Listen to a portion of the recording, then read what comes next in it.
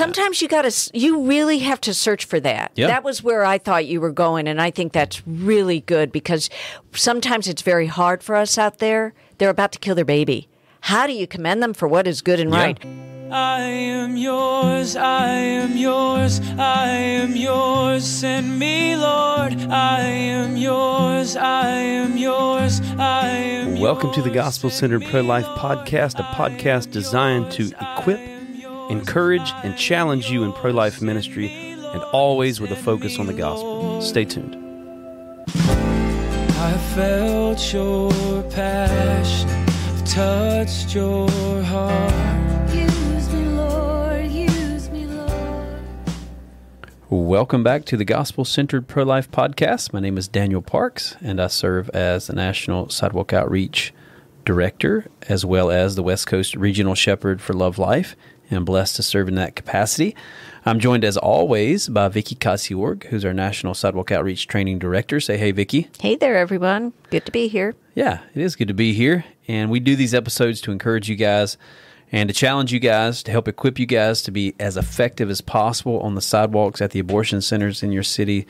A lot of times we talk about sidewalk outreach, at least. Sometimes we talk about more philosophical things. We did an episode last week talking about the unthinkable sin, and so that was more philosophical, getting to Scripture, but also talked about some practical stuff. This week, I think our subject is going to be more practical, more applicable to the sidewalk outreach ministry, and we're going to be talking about how to speak to hostile people. Gee, we never see them out on the sidewalk, do we? Yeah, well, it's, unfortunately, it can be a common fixture out on the sidewalk. Yep. We get people that are hostile to what we're saying and what we're doing. We did an episode probably 2 years ago or so about dealing with angry people, so I think this will probably be along those same lines. Yeah. But we've tweaked our format a little bit. So this will be the third episode that we've put out where we've changed our format just a bit, and we wanted to share, really kind of the main point, at least from my heart, was we want to share some stories of what's happening on the sidewalk, what's happening in various cities across the United States as people are reaching out at the abortion centers, because I think that stories really do encourage us and kind of fuel the fire that's in us. And sometimes maybe you're out on the sidewalk and you don't see a lot of interactions and you're wondering, like, is it even helpful to be out here? And just want to encourage you with these stories. I mean, even though it might not be happening in your city, maybe it is, because we're going to try to tell stories from across the board. Maybe we're sharing one from your city in particular, but maybe not. Either way, just know this is not just about one city. This is about ultimately the church rising up. It's ultimately about Jesus. I mean, this is Jesus working through his church. Every story that we tell, that we share, is a story of the Lord working through his people. And the Bible says we have this treasure in earthen vessels. God uses these earthen, broken vessels to bring his glory, to bring the treasure of the gospel to the darkest places in our cities. It's so awesome. Yeah, it's pretty amazing. So we want to encourage you. So that's been the format. We share a story, and then we share more of a training component based on that story or something else that we've seen that will help encourage you guys, again, to be more effective, so something more practical. And then we get into the main subject, which, again, today is dealing with hostile people. So that's our format. Hopefully it's an encouragement to you guys, and hopefully you like this. Let us know. We're going to leave our email addresses at the end of this episode.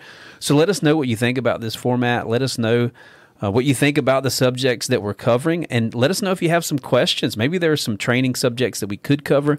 Maybe you have a story that you feel like other people should hear, something that happened in your city on the sidewalk, and you want us to share that. We would love to hear those stories. That would be great. Yeah, so please reach out to us with those so that we can share them with others, because, again, it encourages the body of Christ. Yeah. So with that, let's jump into our story. What's something that happened on the sidewalk that stuck out to you, Vicki, that you think would be an encouragement? Yeah, so this happened here in Charlotte. Okay. We had a church group come, and they brought middle schoolers, and some high schoolers were in the group, and they were pretty nervous. Yeah, they were of pretty course. frightened, but they wanted to minister in some way in front of an abortion center. So we put them in groups of 2 and set them up and down the street holding signs. Okay. And this was a young lady, cute young lady who is a middle schooler. Yeah. And we taught her how to hold the sign to really attract attention to the sign. And so she was doing that with her friend and turned the sign towards the car as it's approaching. It was a car from Georgia. It was a young black couple, kind of fit the picture of often what we see right by the abortion center. So clearly someone coming for an abortion. Plus, Georgia tag, that's a giveaway for right. people coming here for abortions because people come here from Georgia all the time. Yes.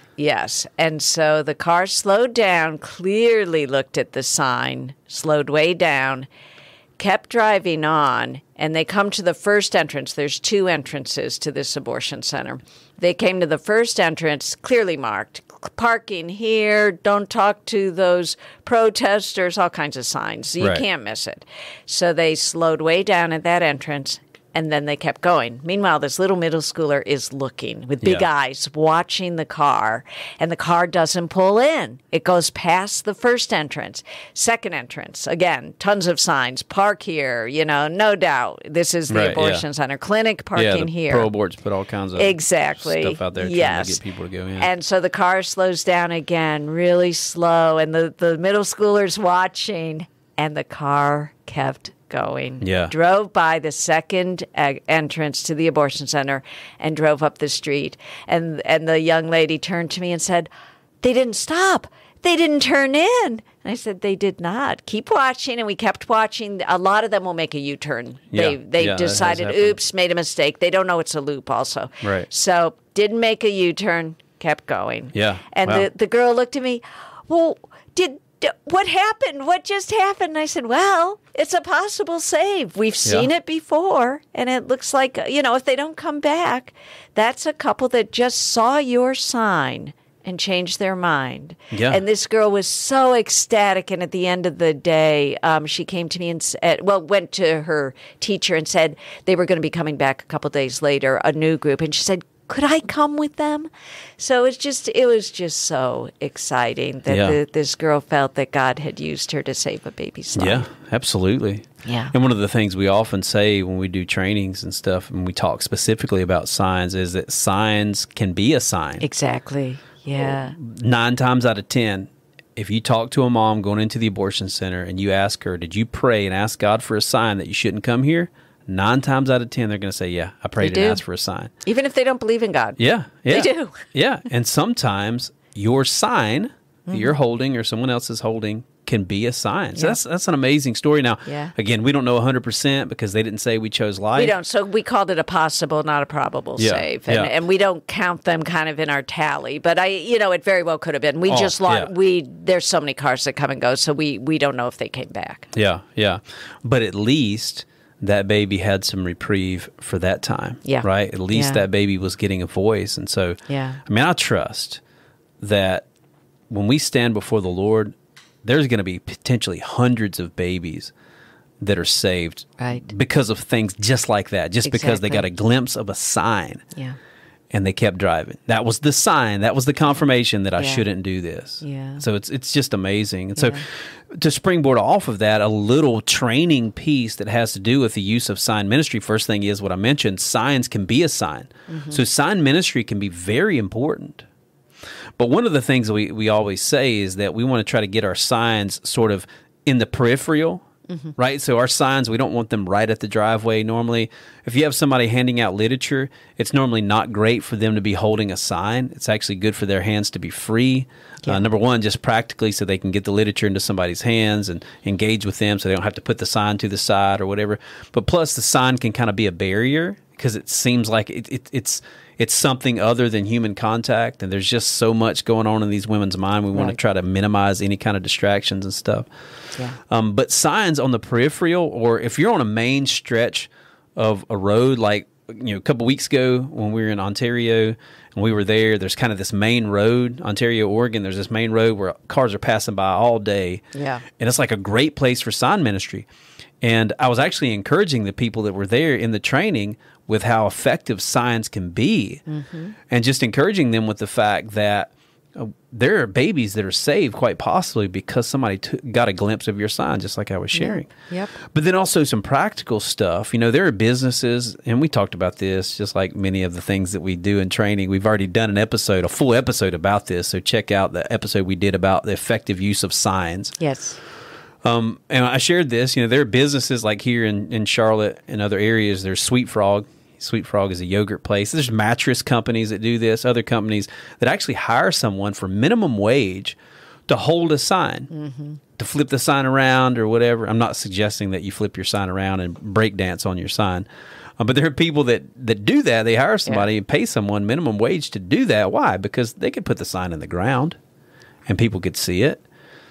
They do that because they know people are more likely to engage with a message that's associated with a human than they are with a message that's just on a stake in the ground or on a billboard or whatever. Right. And so, practically speaking, it's better to hold a sign, to have someone holding a sign. Now, I wouldn't let it be my primary ministry, right? If I only had 3 people out there, I'm probably going to have 2 of those people freed up to hand out literature and to call out, right? That's going to be kind of the priority. And then maybe that 3rd person to hold a sign. It's a really good entry-level ministry for people that are not comfortable calling out or handing out literature or whatever. Yeah. And so, but having a person hold a sign is more effective than leaning it against a building or against a signpost or whatever. And when you're holding a sign, smiling, waving, and making eye contact is key because they're seeing your face. They're associating your face with joy, with brightness, with all the things that many of these women don't have in their life. Sure. They're associating your face with the message on the sign. And so, just engage with people. You're building a relationship with people that are passing by or that are potentially coming into the clinic, and you're doing that through the look on your face, the way that you're holding a sign. Plus, of course, if you're holding a sign in one direction and it's only a one-sided sign, people can only see it coming from that direction, and maybe there's cars coming from one side of the road towards you, and you want to turn the sign that way. If they're coming from behind you, it's often good to just change directions on that sign. Obviously, not everybody's going to be able to see it. Yeah. But the main thing is smile, wave, make eye contact, build a relationship with the people, and they're more likely to engage with the message on your sign. Amen. And your sign might be the sign, just the sign that they needed. Yeah. So really important ministry. So anyway, this is different from the way we have done it in the past because I was looking at the passage in Acts 22 to 23, so several passages in those 2 chapters, where Paul is speaking to the angry mob in Jerusalem. Yeah. And it ends with the gospel going forth to the people that needed to hear it. It didn't end so well for Paul. He ends up in prison and where he ultimately dies. But the way that he spoke to the angry people, when I broke it down verse by verse, I was thinking, you know what? This is kind of good advice for us as sidewalk counselors because initially he got the crowd to listen to him. Yeah. And that's our goal. Yeah. We want to be heard and we want to be able to get our message across. And so I was kind of analyzing verse by verse, what did Paul do? And how did he do it? He did definitely face intense adversity as he starts off. Yeah. So in Acts 21 verse, I can't read it, I think it's 28, the mob tried to kill him, crying out, "Men of Israel, help. This is the man who teaches all men everywhere against the people, the law in this place. And furthermore, he also brought Greeks into the temple and has defiled this holy place." So they're ready to kill him. He is defying what they believe is God. He's speaking blasphemy. And he's teaching the people to basically rise up against the government, all kinds of stuff, which was not true. So all Jerusalem is in an uproar. Paul is arrested. He's being dragged away. And then he urges them to let him speak before being dragged into prison or wherever. He says, "Let me speak." To this infuriated crowd, first of all, just the boldness that he's like, this crowd wants to kill him. Yeah. And but he says, "No, let me speak." And so now we get into, and we're just kind of going to go through verse by verse, and kind of the takeaway of the verse of what Paul did that maybe we could incorporate into when we speak. Think about these things as we speak. Yeah. Like we mentioned when we started this episode, we speak oftentimes with hostile people that don't like what we're hearing, just like Paul. Yeah. Speaking to a hostile crowd, these Jewish people that didn't want to hear about this Jesus and didn't want to hear about what happened in Paul's life through his encounter with Jesus. Yeah. And many of the women that we encounter, many of the men that we encounter at the abortion center, they don't want to hear about Jesus. They want to hear about the truth of abortion. And so there can be some hostility. One of the things that I have seen, and you can confirm or deny this, but most of the time, the hostile people at the abortion center that would yell at us or whatever are not the moms going into the abortion center. Yeah. Most of the time, it's the dad or a family member or a friend that's trying to defend their friend that's going in or whatever. Yeah. And so, just understanding that is helpful. But it is a reality. We do get some hostile people from time to time. Yeah. So first, Acts 22:2 says, "And when they heard that he spoke to them in the Hebrew language, they kept all the more silent." Yeah. So that's the first principle that he did right away off the bat, because they're ready to kill him, and he starts speaking Hebrew. Yeah. And instantly they grow silent. Yeah. They grow more silent. So I thought the first takeaway for me, identify with them, speak their language. Yeah. And so specifically, if they're hostile and they're cussing us out, it's best for us to start cussing them out back. Exactly. That is exactly the point. No. But if we can, we just did very recently a podcast on Hispanic people. Yeah. And, if we can identify with them and their culture, you're a people who loves the Lord. Yeah. And people that love life, and then be able to speak Spanish or have someone there that can speak Spanish. That's the literally speaking their language. Yeah. But it can be metaphorically speaking their language. So I have an example. Okay. So, there's an angry dad. Yeah. Who his girlfriend's in the abortion center. I'm calling out or whatever. Maybe I'm calling out as she's going in. I'm saying, hey, come over and take our information. Your baby is precious and made in the image of God. And he starts cussing me. Yeah. One of the ways I can speak his language and identify with him is say, hey, man, I understand this is a difficult situation. I get that you guys are going through a bunch of stuff right now, but I want you to know that we're here to help. Like that's a way to identify with them and really speak their language. What is their language? It's fear. Yep. Right. It's angry language. It's like I understand that you're angry, and so I even say that I understand you're angry with us, but just please know we're here to offer help. Yeah. So I'm kind of turning it around, right? I'm kind of helping them to understand the reality by identifying with them. And, like you say, speaking their language. Yeah, exactly. You want to do the next verse is Acts 22:3. Yeah. So he says, I am indeed a Jew, born in Tarsus of Cilicia. Cilicia. Spelled okay. Cilicia. Cool. We'll roll with that. But brought up in this city at the feet of Gamaliel, taught according to the strictness of our father's law, and was zealous toward God as you all are today. Right. And so the point with this is commend them for what is good and right. So he's commending them. You guys are zealous for God. Yeah. And in the same way, you got an angry, hostile person, kind of like I mentioned. Maybe it's a dad, maybe it's a friend walking in. Her friend is inside and she's cussing us and hostile. Yeah. It's acknowledge it. Like, listen, it's commendable. You want to protect your friend. Exactly. Yeah. Exactly. And we understand that. Sometimes you really have to search for that. Yeah. That was where I thought you were going, and I think that's really good because sometimes it's very hard for us out there. They're about to kill their baby. How do you commend them for what is good and right? Sure. But that's exactly perfect what you did. You found something that was good and right, and were able to. That will instantly soften people. Yeah. Yeah. Yeah. So yeah. The next one is in verses 4-5. Paul is speaking, I persecuted this way to the death, binding and delivering into prisons both men and women, as also the high priest bears me witness, and all the council of the elders, from whom I also received letters to the brethren, and went to Damascus to bring in chains even those who were there in Jerusalem to be punished. So he's using I statements, first of all, and he's admitting things that were sinful. Now, the people he's speaking to don't yet know or wouldn't recognize what he was doing as sinful. They would identify with it. But he is speaking it as though, look, I used to do exactly what you're doing. Yeah. So he's saying, I'm not above you. I'm not better than you. I used to do the same thing. Yeah. So he's speaking with humbleness, truth, and admitting his own being lost and sinning. In a practical way, this could work itself out is, and I think you have to be prayerful and strategic with this, but if you have an abortion in your past, sure, you could say, you know what, I was where you are right now, and I took the life of my baby, and I regret it.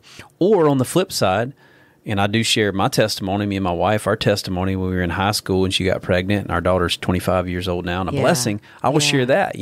I was where you are, young man. I got a girl pregnant in high school, and that was difficult, but God's faithful.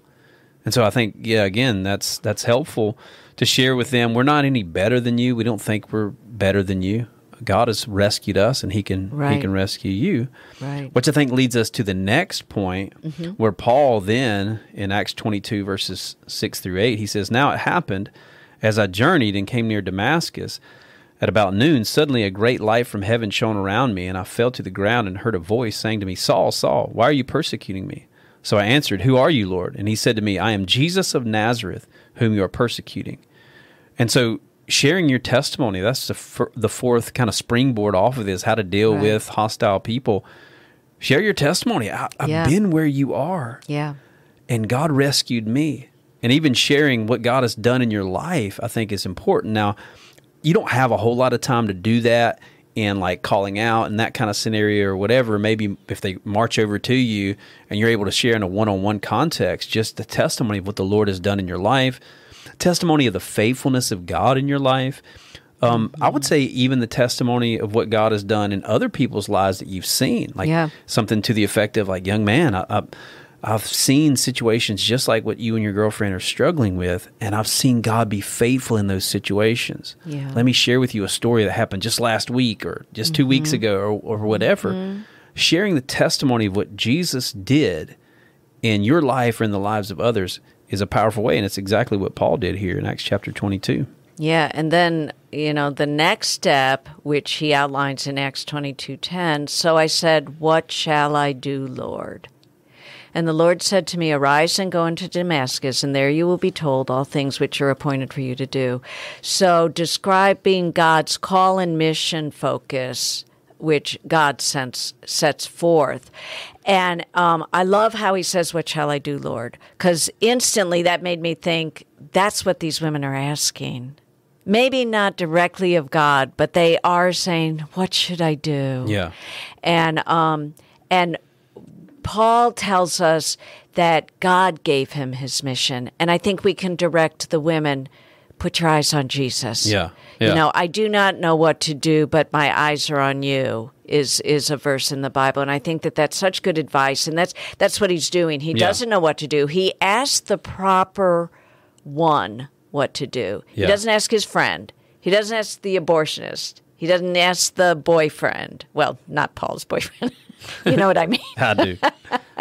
But he asks the Lord. He says, "What shall I do, Lord?" Yeah. And God will give him his mission. And I think the question that you ask often and encourage as we train people to ask is that very thing. What would God have you do? What would God have you do? Very important Mama, would question. you just ask God, what would you have me to do? Or we're talking one-on-one.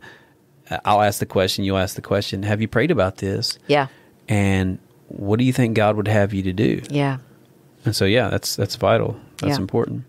And so next is describe the transformation of darkness to light. That's what Paul does as he's dealing with this hostile crowd. Yeah. He again talks about what the Lord has done in his life. Yeah. And I don't think that we can overdo that, sharing how God has brought us from darkness into light. And he says here, "And since I could not see from the glory of that light, being led by the hand of those who were with me, I came to Damascus. Then a certain Ananias, a devout man according to the law, having a good testimony of all the Jews who dwelt there, came to me. And he stood and said to me, 'Brother Saul, receive your sight.' And at the same hour I looked up at him, And he said, the God of our fathers has chosen you that you should know his will and see the just one and hear the voice of his mouth. Acts 22, verses 11 through 14. So here, this brother in the Lord comes and lay hands. One of the things I often say is that Saul was knocked off his high horse and blinded so that he might truly see. Yeah. And so that blinding light of the glory of Jesus actually made this man have an encounter in such a way where his eyes were truly open. Yeah. And again, if God did that for Paul, if God did that for me, then God will do that for you. Yep. Yeah. Yeah. You can also be brought out of the darkness of this place that we know you don't want to be. Right. To the light of the Lord. So he goes on to say, then he said to me, this is in Acts 22, verses 21 to 22, so it's a little bit later. Then he said to me, depart, for I will send you far from here to the Gentiles. And they listened to him until this word. So he is just recounting. God is now telling Paul he's going to send him far away to the Gentiles. And they listened to him until this word. And then they raised their voices and said, away with such a fellow from this earth, for he is not fit to live. Yeah. Okay. They don't like the fact that he's going to go to the Gentiles. Right. You know, he's a Jew. He should be speaking to the other, his Jewish buddies. But I think it is a very important principle that we are being shown here. Expect they will not listen. And especially when you speak something they really do not want to accept, and you are likely to face persecution. Yeah. We would be lying to say this doesn't happen to us out there. Yeah. Now, let me just share the flip side of this too. Like Okay. the gospel, the truth is already offensive enough. Right. Yeah. So you don't need to add to it. So yes, expect that maybe your message is not going to be received. Yes. But you want to do everything you can to de-escalate. Right? Paul didn't say this just so he could poke the bear and kick a hornet's nest. He said it very respectfully, matter of factly. This is what God told him. Yeah. He's just stating the facts. He's stating the facts. Right, and so right. we have to state the facts. Yes. You know, as much as we de-escalate the situation, again, I've got maybe a young man in front of me who's cussing and his girlfriend's inside the abortion center. I'm like, sir, it's commendable that you want to protect your girlfriend. I get that. I appreciate that. And really want to just let you know we're here to offer help. But as much as you want to protect her, understand that you have a responsibility to protect your baby that's about to die. Now, that's going to sting, right? But I'm not saying that just to sting him and just, again, to kick the hornet's nest to make him mad. But I do have a responsibility to tell him the truth. Yeah. Not that, hey, you guys are making a bad reproductive health choice. Yes. No, you guys are about to kill your own child. And young man, it's sin. You need to stand up for the life of your baby. Right, right. And that might cause them to shut you off. That's right. But it's they may reality. walk away. They may run away. They may scream at you. They may, shove you. Who knows? But now, notice, though, Paul doesn't, again, try to kick the hornet's nest all the more, right? He's not trying to just offend them unnecessarily, but he is sharing the truth of what God has done and what God has called him to. Right. Yeah. So the next one is from Acts 22:30. Verse 30, the next day, because he wanted to know for certain why he was accused by the Jews. So they haven't told him why he was accused yet. He released him from, that might be the leader who is wondering why Paul was accused by the Jews. He released him from his bonds, and commanded the chief priests and all their council to appear, and brought Paul down and set them before them. So the principle that I wanted to bring forth is, if God has sent you there, those who need to hear the message will hear it. This is a huge encouragement. Yeah. Paul wasn't able to orchestrate this. They did this. God did this. And had Paul sent before the people who God had prepared, who wanted to hear the message. Yeah. And so just wrap up with these last 2 points. Paul in Acts 23, verses 4 through 5, he says, and those who stood by said, do you revile God's high priest? This is Paul before the council. And Paul said, I did not know, brethren, that he was the high priest, for it is written, you shall not speak evil of a ruler of the people. And so the point here is remain respectful. He was respectful. He was not trying to dishonor this high priest. Yeah. Remain respectful. There are those who are hostile to you. Be respectful. Try to de-escalate as much as possible. Even in the midst of great adversity, as you say here in the article. Yeah, yeah. And then to wrap up this final point, you say in the article, despite adversity, God is with you, and following his plan, no matter what, is always best. And here in Acts 23:11 it says, but the following night the Lord stood by Paul, and said, be of good cheer, Paul, for as you have testified for me in Jerusalem, so you must also bear witness in Rome. So God was with him. And guys, even in the midst of hostility and the things that come against us, we're not trying to make people angry at us. We're just trying to share the truth. Know that if God's called you to this, God's with you in it. So Amen. You can be confident. Yeah. And you can be confident that God is going to continue to use your voice. Don't be discouraged. That's what the enemy wants to do with these potential hostile interactions. People are yelling at you and all of this. Don't be discouraged by it. Don't let the devil neutralize you and get you in fear. God has not given us a spirit of fear, but of power, love, and a sound mind. So and look at what happened ultimately. Paul is known, wrote so many books in the Bible and is known for 2,000 years, one of the greatest saints, one of God's greatest servants. Yeah, no doubt. Yeah. Well, guys, we want to encourage you to reach out to us. You can reach me, Daniel, at lovelife.org. You reach her, Vicky, with a Y, at lovelife.org. We'd love to hear from you. Just some feedback on this episode, maybe suggestions for future episodes. Again, like we shared, maybe you have some stories that you would like for us to share on one of our episodes, something that happened in your city. We'd love to hear from you. So please reach out to us. And please take advantage of our podcast website, gospelcenteredprolife.com, and also our training and equipping website, where all the articles that we use as a framework for our episodes are. That's sidewalks4life.com. You can click equipping articles, and the articles are there. But until next time, God bless. God bless you all. Give me an outlet for love. Give me an outlet for gratitude. I know it will cost me my life, but nothing's too precious since I met you.